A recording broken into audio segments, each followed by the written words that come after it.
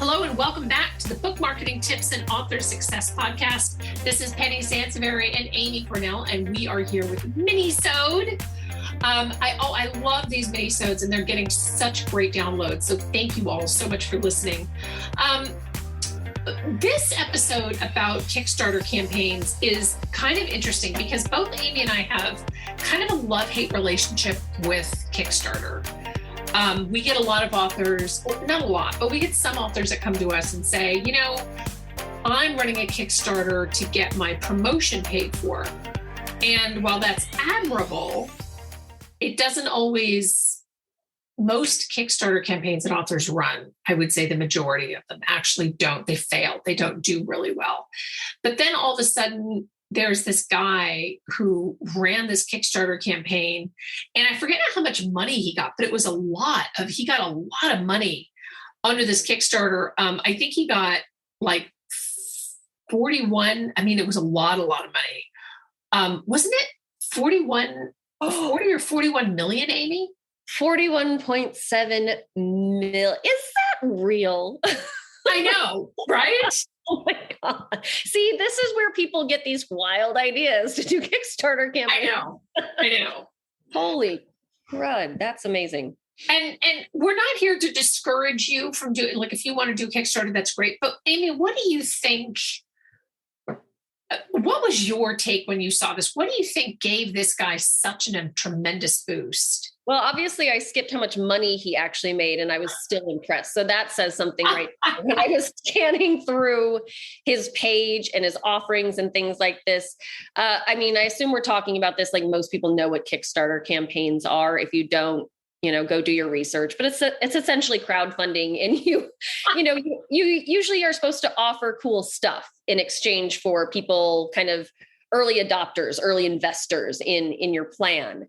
And the biggest thing that stood out to me was, his Kickstarter page looked like a business website. Yeah. Like, it was impressive. The amount of detail that went into it, the amount of external linking he had to other things that he had done.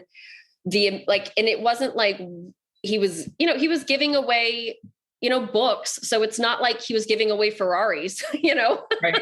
or anything like that. But he just really backed it up to where you trusted just the high quality way he presented everything and how, confidently and clearly he explained his platform and his plans and things like that. It was just really well done. And people clearly felt very confident investing in this because of the way he presented it. But I think, Penny, that's what we chatted about, was that why it often doesn't work for authors is because a lot of times Kickstarter campaigns are done for a new product launch, something new and innovative to some degree. Yeah. And we know that releasing a book is not a new concept. So I think that's where a lot of authors get stuck, is that they want people to get excited about the fact that they're publishing a book. And you really have to communicate so much more than that. Well, but I think that, and to your point, I think that if I'm actually looking at this guy's, I know, right? I'm looking at this guy's page. He set up and I think this is where a lot of authors, kind of go wrong, is he really set up a structure. Like you said, that the page looks really professional. I think that when some authors do Kickstarters, the ones that fail, they have a book and they believe that people are going to want to invest in just getting the book, right? So, hey, give me $40 and I'll send you a book that they could have essentially gotten on Amazon for 10 or something, like, you know what I mean? Right. There has to be an incentive, and that's really, and we'll include this Kickstarter page in the show notes for this podcast, because it's interesting. He's given all kinds of goodies, and that's hard for authors, I know, especially if you're wanting to crowdfund your first book. If it's your first book, you probably don't have lots and lots of goodies. And he has gotten, you've got, and he also has this really interesting, and not to break down everything in his Kickstarter for this, what is obviously supposed to be a short minisode, but he also has a system whereby you can get books, ebooks, audiobooks quarterly, right? Yeah, he really managed to drag it out in a good way. Yeah. Yeah. So he did. And so I can see why his page did. I mean, he kept, he kept the goodies coming. And that's really, to me, if you're going to invest in something. And don't you love how he did the, if you invested like in the, multiple $100 ranges, he essentially was giving you enough like goodie boxes to share with people. I mean, that was his whole intent, was that so smart. If you pledge $360, I'll send you 8 goodie boxes with a copy of the book plus some swag, which he fully expects you to hand out to friends. Bam, you've got 8 new people with your book in their hand. Yeah. Because one person invested. Yeah. So they were able to give gifts to friends. You know what I mean? Like, it was just really smart. Yeah.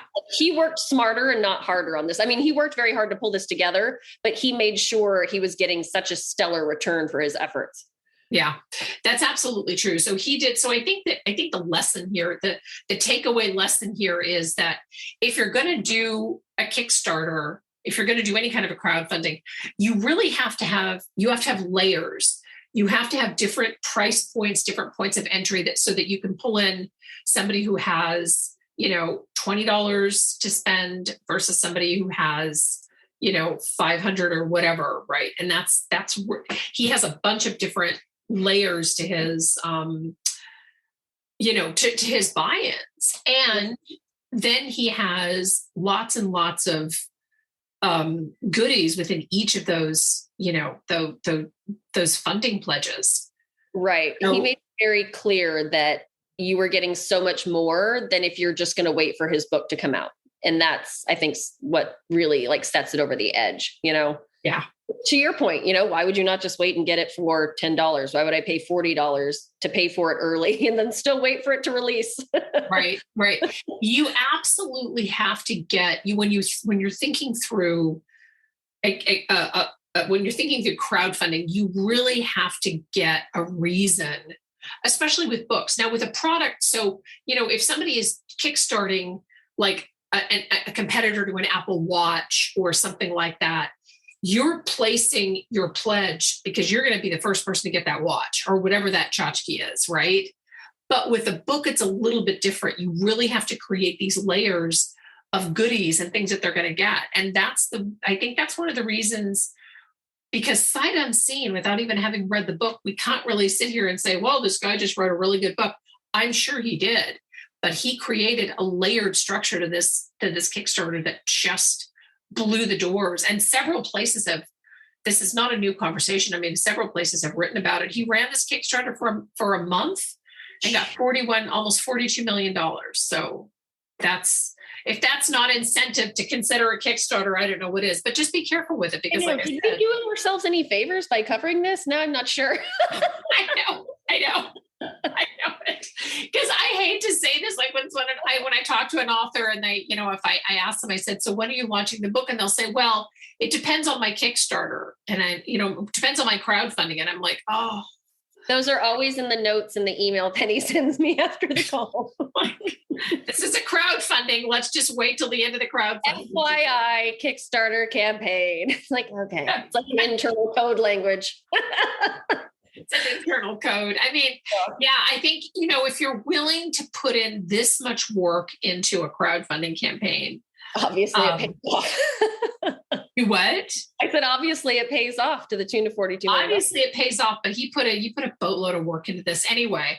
I hope this was fun. I hope this was helpful. I hope we didn't discourage you. We try to be encouraging and realistic, but thank you so much for tuning into the Minisode. We love reviews anywhere you listen to your podcast. We definitely want to review. This is Penny Santaberry and Amy Cornell, and this is the Book Marketing Tips and Author Success Minisode podcast. Thanks for tuning in.